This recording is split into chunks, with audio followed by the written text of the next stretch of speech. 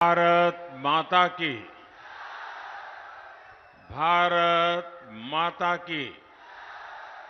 भारत माता की। अररिया के ई पावन धरती मां अहां सबके प्रणाम करे छी। अररिया फणीश्वर नाथुराम जी की भूमि है और जब जब भी मुझे यहां आपके बीच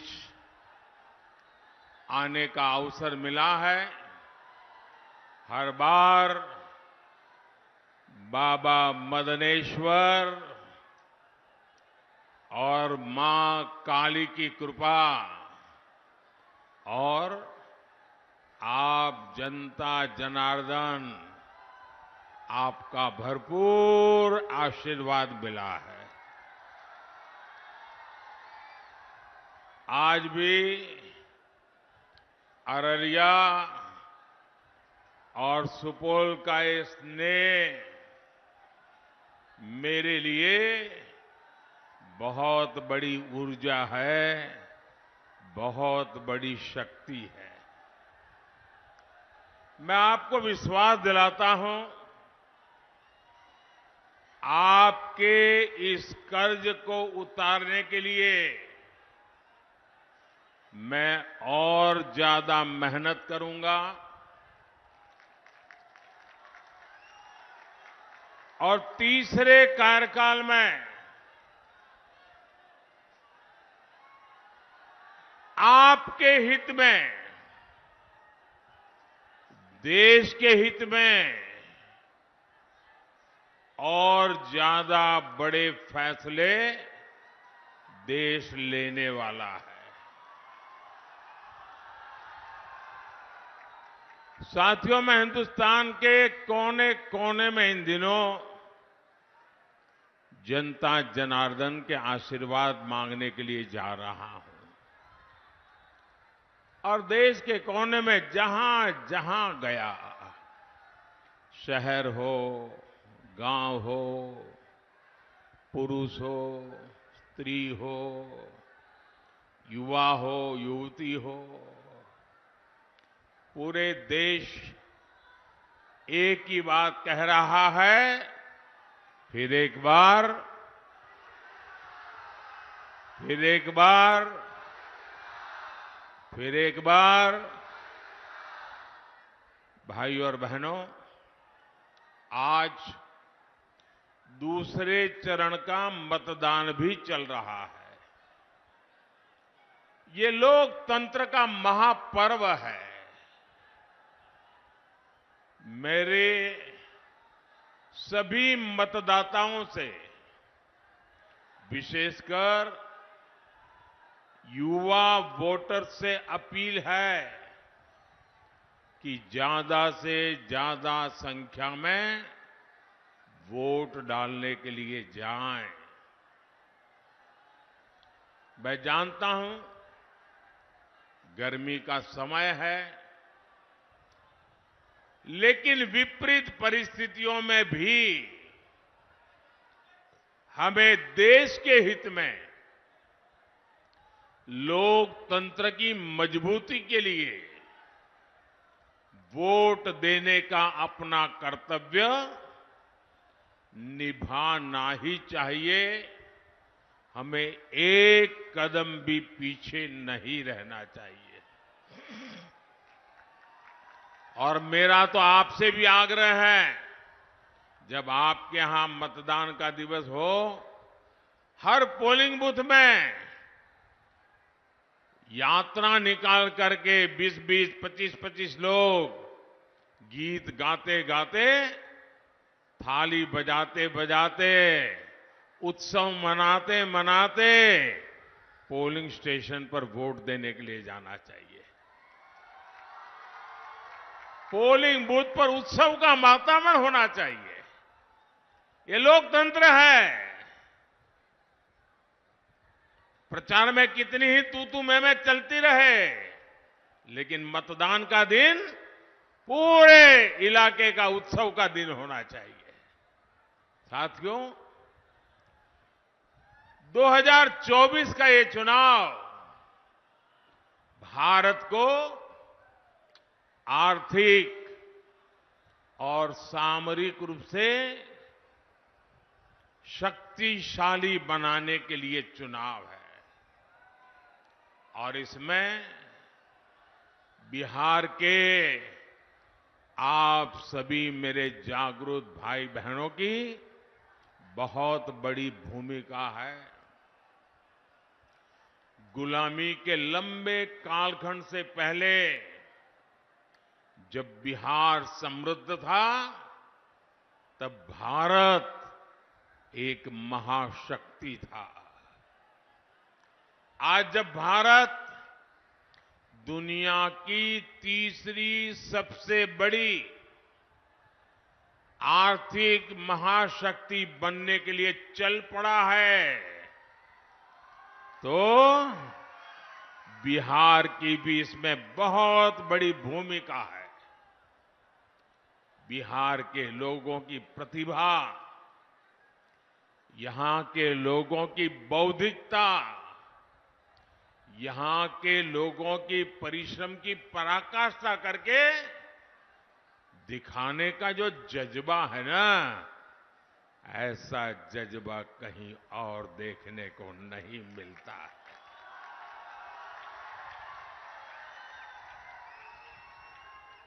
बिहार के इस सामर्थ्य को और बढ़ाने के लिए दिल्ली में आपका ये सेवक और यहां बिहार में हमारे नीतीश जी और उनकी पूरी टीम पूरी शक्ति से काम कर रहे हैं। साथियों, आरजेडी कांग्रेस के इंडी गठबंधन को ना देश के संविधान की परवाह है और ना ही लोकतंत्र की परवाह है। ये वो लोग हैं जिन्होंने दशकों तक बैलेट पेपर के बहाने लोगों का, गरीबों का अधिकार छीना। पोलिंग बूथ लूट लिए जाते थे, बैलेट पेपर लूट लिए जाते थे।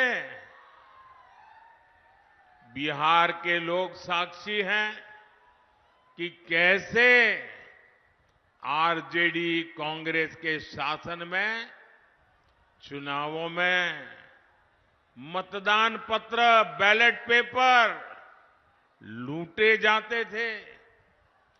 इतना ही नहीं, गरीबों को तो वोट डालने के लिए घर से बाहर भी नहीं निकलने दिया जाता था।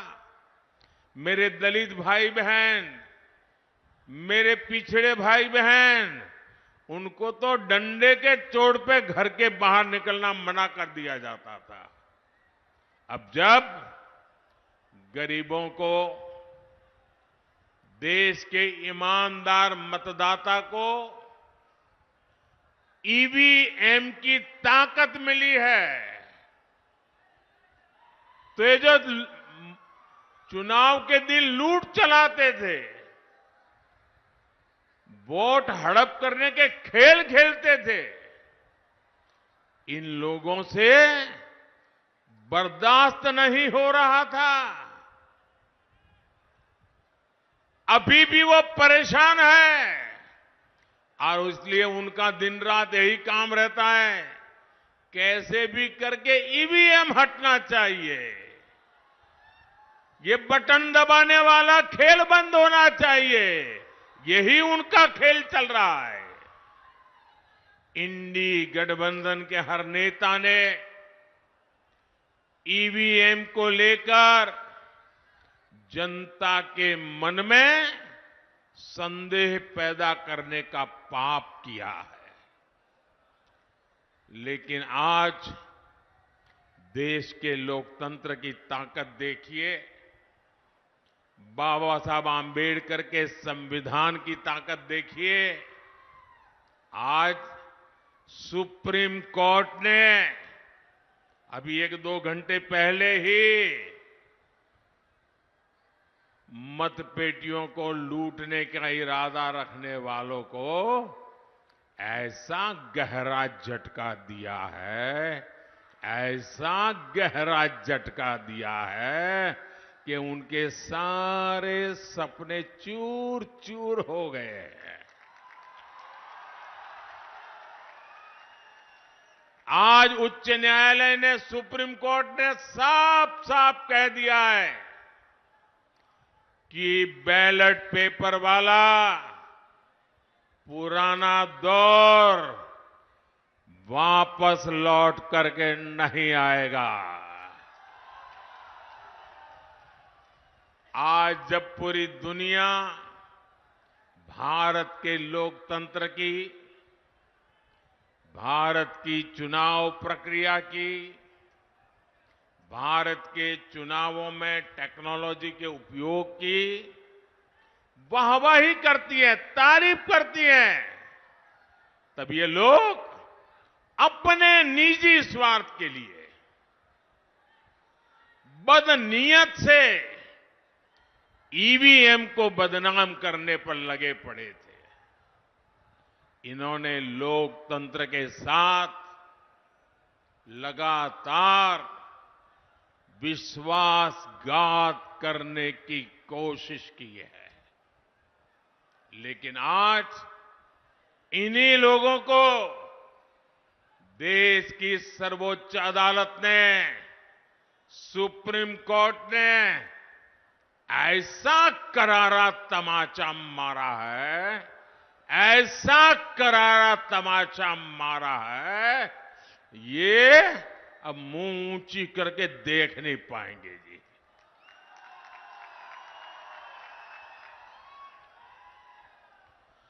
भाइयों बहनों, आज का दिन लोकतंत्र के लिए शुभ दिन है। आज का दिन लोकतंत्र के लिए विजय का दिन है। मेरे साथ मैं नारा बुलवाता हूं, बोलिए। मैं कहूंगा लोकतंत्र, आप कहे जिंदाबाद जिंदाबाद। लोकतंत्र, लोकतंत्र, लोकतंत्र। मैं दूसरा नारा बुलाता हूं, बाबा साहब आम्बेडकर अमर रहे, अमर रहे। बाबा साहब आम्बेडकर, बाबा साहब आम्बेडकर, बाबा साहब आम्बेडकर। इंडी गठबंधन के हर नेता को देश की जनता की माफी मांगनी चाहिए। माफी मांगनी चाहिए कि नहीं मांगनी चाहिए? माफी मांगनी चाहिए कि नहीं मांगनी चाहिए? साथियों, आज देश में राजनीति की 2 मुख्य धाराएं बन गई हैं। एक धारा बीजेपी और एनडीए की है, जिसका मकसद है देश के लोगों को सशक्त करना, हर लाभार्थी के दरवाजे तक खुद जाकर उसे लाभ पहुंचे। इसके विपरीत एक ऐसी धारा है कांग्रेस और आरजेडी की, इंडी गठबंधन वालों का मकसद है देश के लोगों से छीनना, उन्हें तरसा कर रखना और खुद की तिजोरी भरना। जैसे कांग्रेस हो या आरजेडी, इन दोनों पार्टियों ने बिहार के लोगों को विकास के लिए तरसा कर रखा। इन दोनों पार्टियों ने मिलकर बिहार के करोड़ों लोगों को दाने दाने का मोहताज बना दिया था।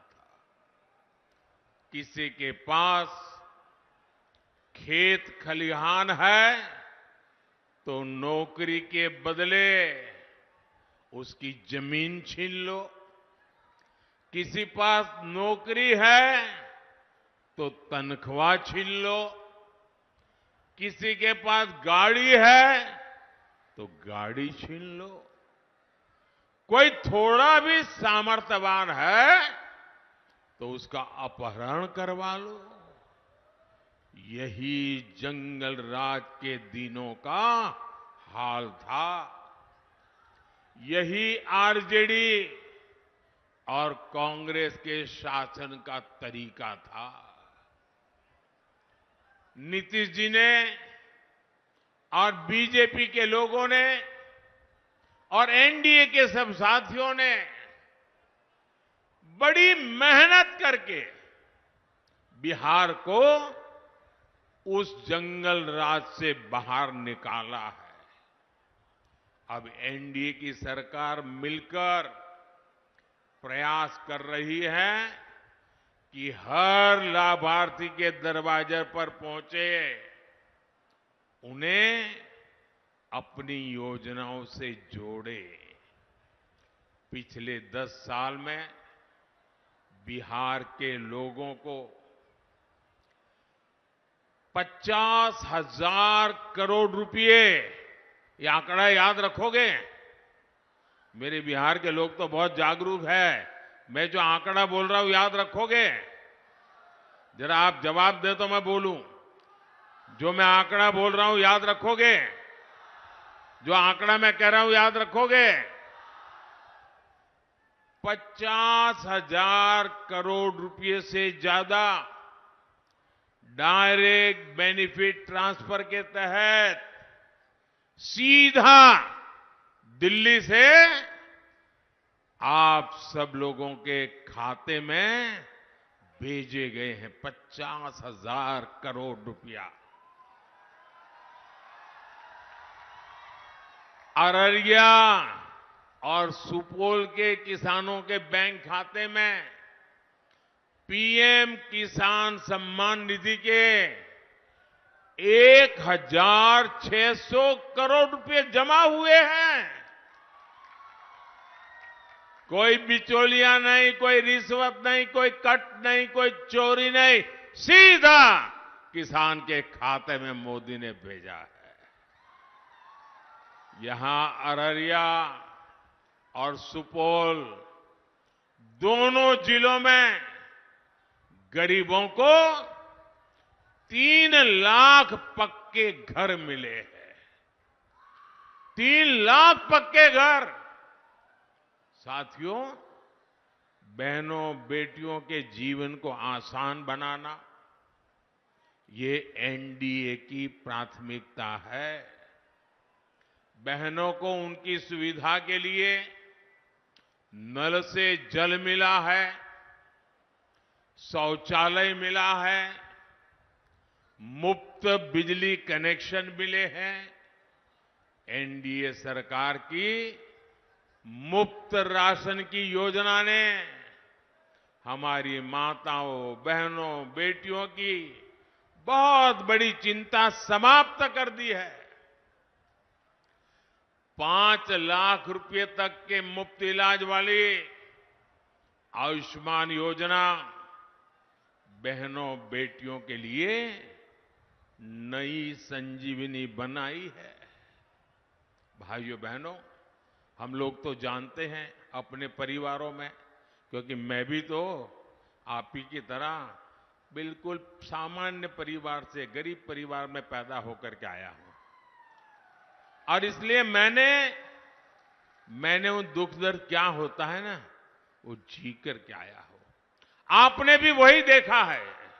हमारे यहां परिवार में कोई मां बीमार हो जाए ना, गंभीर बीमारी हो, लेकिन वो घर में किसी को पता ही नहीं चलने देती। वो दुख सहन करती है, काम करती रहती है, लेकिन घर में किसी को पता नहीं चलने देती कि उसे इतनी बड़ी मुसीबत हो रही है। क्यों? कि मां के मन में विचार रहता है कि अगर बच्चों को, परिवार को पता चल जाएगा कि मुझे बीमारी है तो वो मुझे अस्पताल ले जाएंगे, बहुत खर्चा होगा, ये बच्चे कर्ज कर देंगे और मेरे मरने के बाद बच्चों को कर्ज में जीना पड़ेगा। मैं अपने बच्चों को कर्ज नहीं करने दूंगी, मैं बीमारी सहन कर लूंगी, अगर मौत जल्दी आएगा तो स्वीकार कर लूंगी, लेकिन मेरे बच्चों पर मैं कभी भी कर्ज नहीं होने दूंगी। और हमारे देश की माताएं बहनें कितना ही ज्यादा दर्द क्यों न हो, कितनी ही बड़ी बीमारी क्यों न हो, वो सहन करती रहती है। तब मेरे मन में विचार आया कि फिर इस बेटे का दिल्ली में बैठने का क्या मतलब है।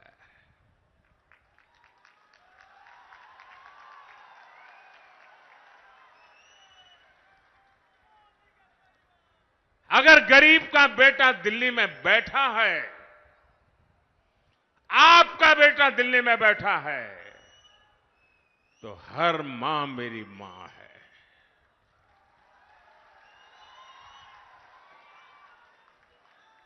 उसका दर्द,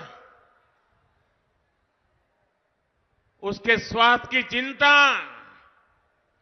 दिल्ली में उसका बेटा करेगा और उसका इलाज का पूरा खर्चा ये आपका बेटे करेगा।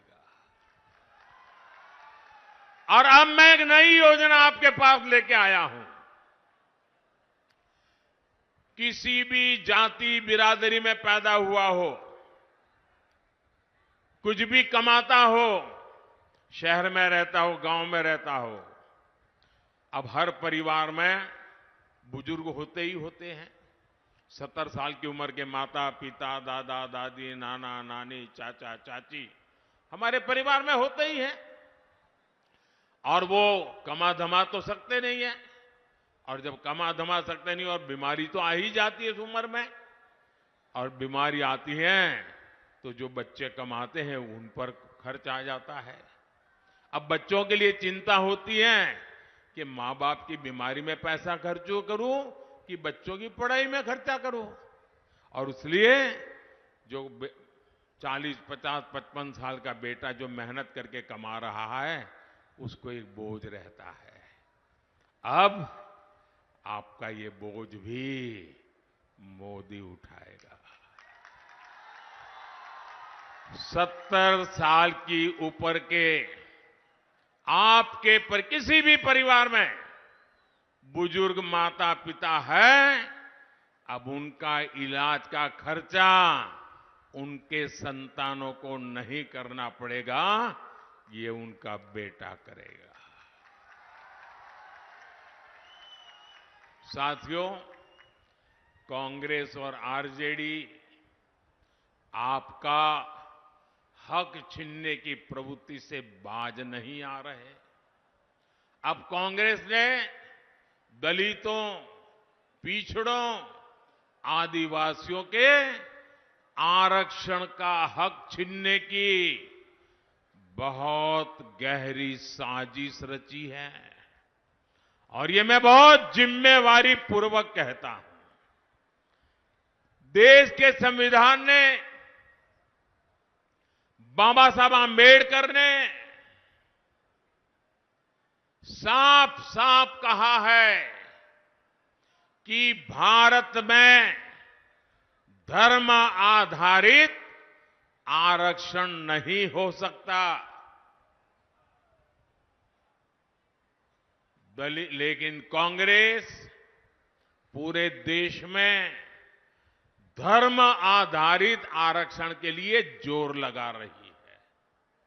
कांग्रेस चाहती है कि उसका कर्नाटका का आरक्षण का जो मॉडल है वो पूरे देश में लागू हो।